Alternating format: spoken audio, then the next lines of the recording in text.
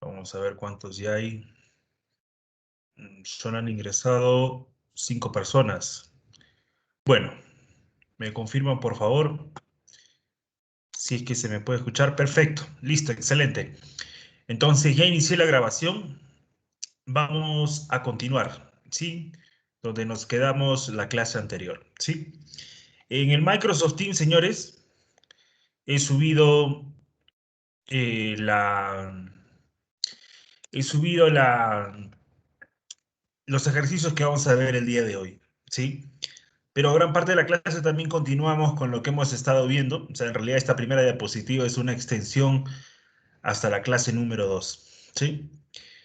Bien, entonces voy a apagar mi cámara para poder mejorar la señal. Y bien, ahí está, ¿sí?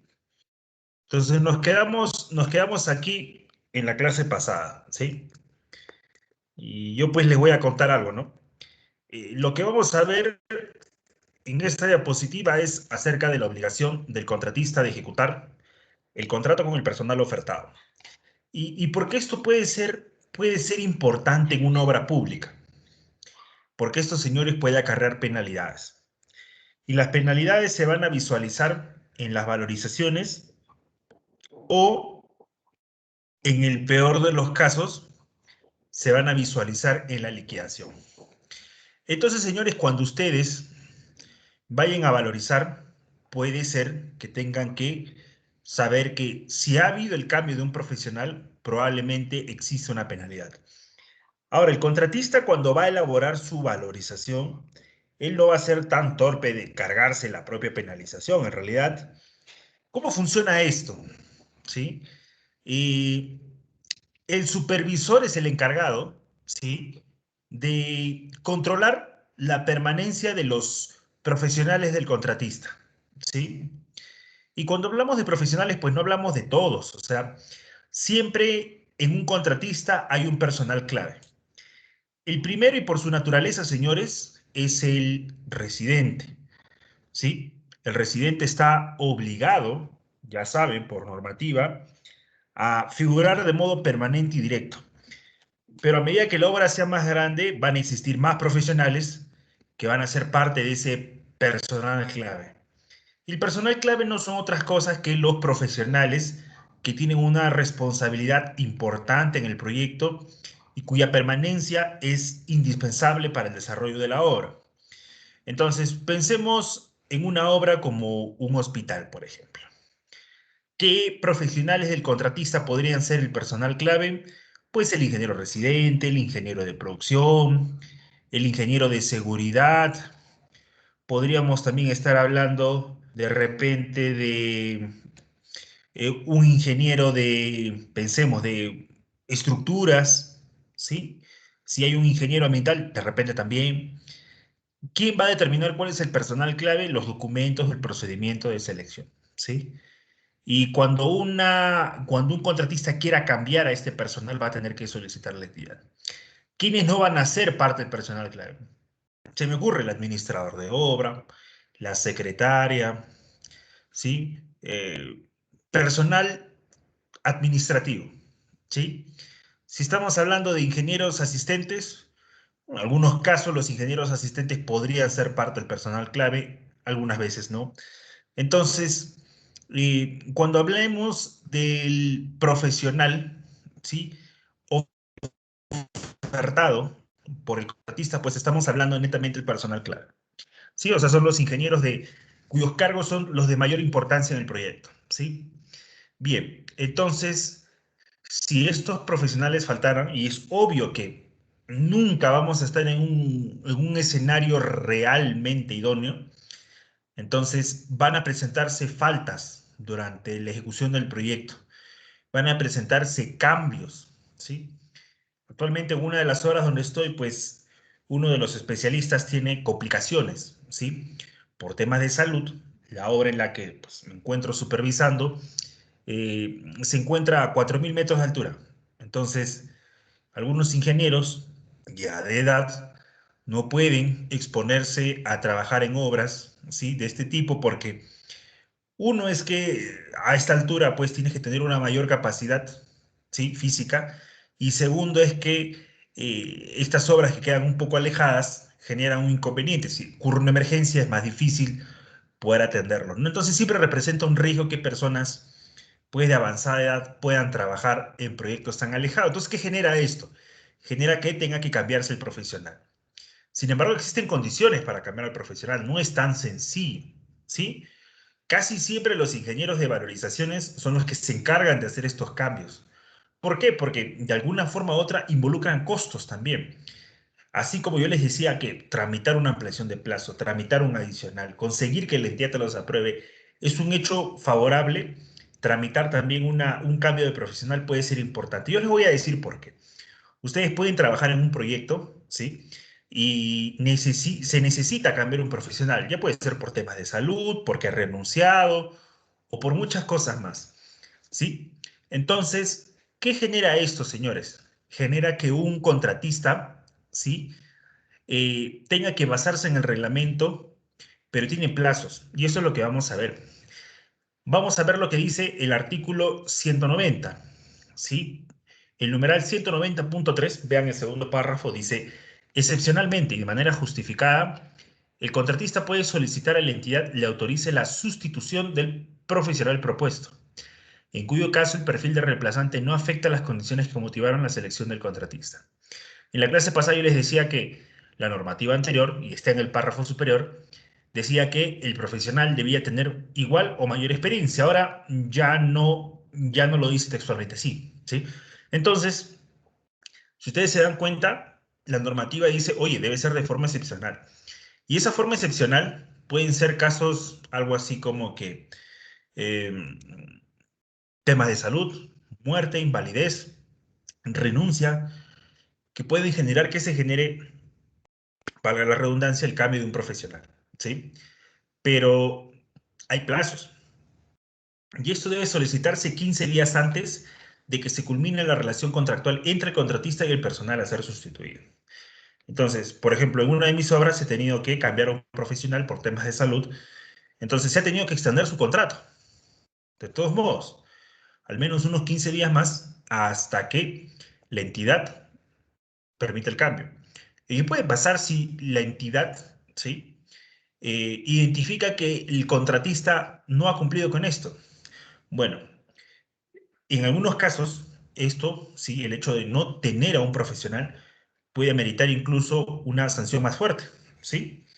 Lo más extremo que hay es la resolución de contrato.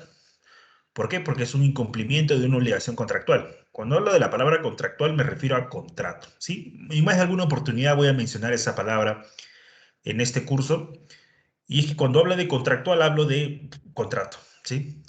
Si me refiero a relación contractual es contrato.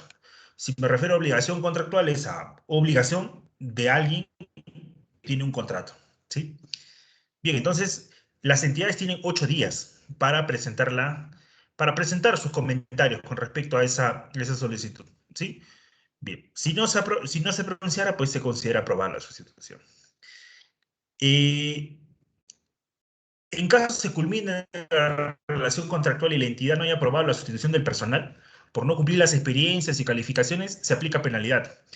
Las supervisiones y las entidades no pueden eximir a estos contratistas de esta penalidad, ¿sí? Y esa penalidad es no menor a media UIT, ni mayor a una UIT por cada día de ausencia del personal en obra. Y esto también dice que aplica para los contratos de consultoría, salvo los casos de consultores indicados. Sí, bien. ¿Qué son consultoría? Ya lo había dicho, ¿no? En una clase pasada. Consultoría puede darse en dos escenarios. Consultoría de obras, que es la supervisión, y consultoría en general, que son proyectistas, ¿sí? Los que elaboran expedientes técnicos de estudios para obras nuevas, ¿sí? Entonces, dense cuenta que no solo esto es aplicable para contratistas, también puede ser aplicable para supervisiones y proyectistas. Estamos hablando hasta ahorita de obras públicas, ¿sí? Bien, señores, yo sé que esto no tiene mucho que ver con los cálculos de valorizaciones, pero es importante. ¿Por qué? Porque, como ya lo había dicho, representan costos que van a ser incluidos en las penalidades. Entonces, cuando hablemos de valorizaciones y liquidaciones, van a haber algunas partes en las que hablemos de penalidades. Y una de estas penalidades es esta, ¿sí? En algún momento, señores, les va a pasar, ¿sí? Si es que trabaja en una obra pública, ¿sabes? En realidad terminan trabajando para una empresa privada, pero la obra es pública, ¿sí? A no ser que trabajen como funcionarios de una entidad. Por ejemplo, alguien trabajaba aquí para una municipalidad, entonces también es un escenario similar, ¿sí? Eh, si el contratista, ¿sí? Eh, ya no tiene contrato con el profesional y no se ha aprobado el cambio, ¿sí? Del profesional, pues es una penalidad, ¿no? ¿Y saben qué, señores? Yo les voy a comentar algo, porque así como deben saber que hay una penalidad, les debo contar también cuál es la forma de poder evitar esta penalidad. ¿Sí? Les debo contar, es parte de, ¿sí? Porque una de las cosas que hacen que los ingenieros se valoricen más en el mercado es la capacidad que tienen para resolver problemas. Y este tipo de problemas siempre se presentan. Pero no es algo que todos los ingenieros sepan cómo sustentar, entonces es algo que yo necesito contarles como parte de mi experiencia y que sé que en algún momento les puede servir, ¿sí? Voy a cortar un ratito la proyección porque me voy a dedicar a escribir en el chat. Obviamente no hay una pizarra, ¿sí? Entonces lo voy a escribir por el chat. O hagamos una mejor cosa. Lo voy a escribir en el Google Jamboard. Voy a proyectar un Jamboard. Un Jamboard es una pizarra donde yo puedo escribir y ese Jamboard pues es parte de Google. Voy a proyectarlo entonces mejor. Y ahí voy a hacer todas mis anotaciones y todo lo que anote pues va a quedar registrado en el Jamboard, ¿sí? Bien, entonces vamos a registrar una nueva pizarra, ¿sí? Bien, entonces lo que ustedes ven aquí es mi pizarra, ¿sí? Entonces, pues comenzaré con un título grande, ¿sí? Ya. ¿Cómo se puede evitar penalidades? Y no solo lo hablo en términos para el cambio de profesional. En realidad, esto, señores, podría ser aplicable a cualquier obligación que tenga un contratista. La única forma de poder evitar penalidades es uno, que los contratos de obra o consultoría, ¿sí? Consideren el Código Civil como documento complementario al contrato o a la normativa, documento complementario. Ustedes saben que las obras públicas básicamente se ciñen a lo que digan la normativa de contrataciones. Y ya saben ustedes que cuando yo hablo de normativa de contrataciones estoy hablando de ley y de reglamento. Pero pues la ley y el reglamento no lo dicen todo. Obviamente tienen algunos vacíos y también hay algunas cosas que no van a decir. ¿Por qué? Porque eso ya está en otras leyes, en otros códigos, etcétera, etcétera, etcétera. ¿Sí? Entonces, los contratos de obra deben considerar el Código Civil como un documento complementario. Esto debe pasar en el 99% de los contratos de obras públicas. ¿Sí? Entonces, en ese lado es mucho más sencillo. Lo segundo es que ustedes deben conocer qué es lo que dice el artículo 1315 del Código Civil. ¿Sí? Y eso es lo que vamos a visitar ahorita. Pues vamos a ir un ratito a buscar el Código Civil para que ustedes sepan que no les estoy mintiendo, pues lo tengo que hacer delante de ustedes, ¿sí? Y lo que tenemos que buscar aquí, pues, es el artículo 1315. ¿De qué habla, señores, el artículo 1315? El artículo 1315 habla precisamente de estos escenarios en los cuales un contratista, ¿sí?, podría salvarse de no cumplir con sus obligaciones, ¿sí? Obviamente, el Código Civil no es una herramienta para usarlo en todos los escenarios, ¿sí? Eh, Obviamente son para casos puntuales. Entonces, ¿qué va a suceder aquí, señores? Lo que va a suceder es lo siguiente. Voy a ver si logro copiar esto acá.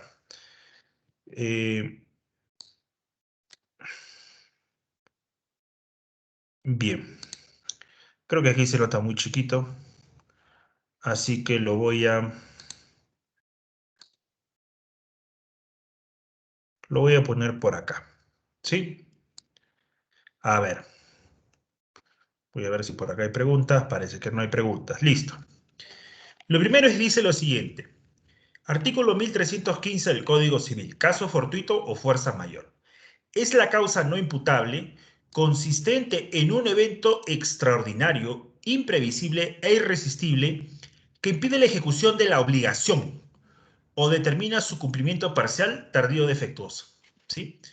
Entonces, señores, bajo este argumento del Código Civil, muchas empresas, ¿sí?, encuentran la única forma de poder decir que están impedidos de ejecutar una obligación. Y recuerden que si hemos leído lo que decía, el artículo decía obligación de contar con el personal ofertado, ¿sí? O sea, la única forma de que ustedes puedan estar impedidos de ejecutar una obligación, ¿sí? O que cumplan parcial, tardía o defectuosamente esa obligación, es porque ocurra un evento extraordinario, imprevisible e irresistible. Y esto lo voy a cambiar de color así. Ah, no, cambia todo.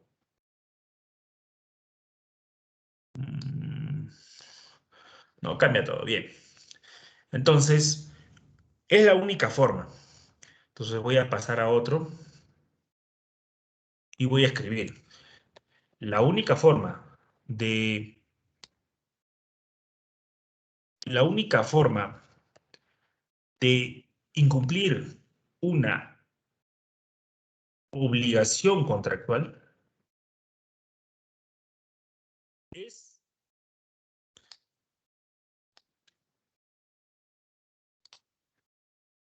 por la ocurrencia de un caso fortuito o fuerza mayor.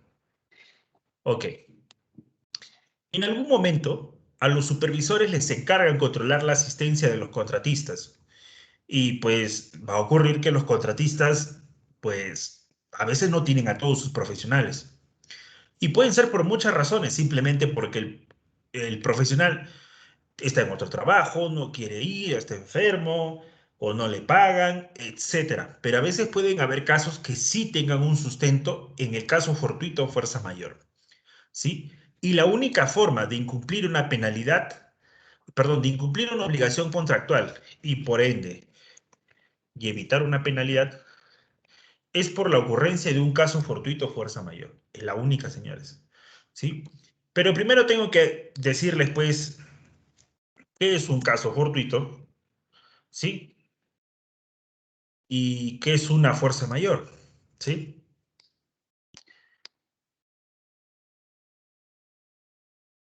Lo voy a hacer para que ustedes se den cuenta. Esto es importante, señores, porque es la única excusa que puede tener una empresa.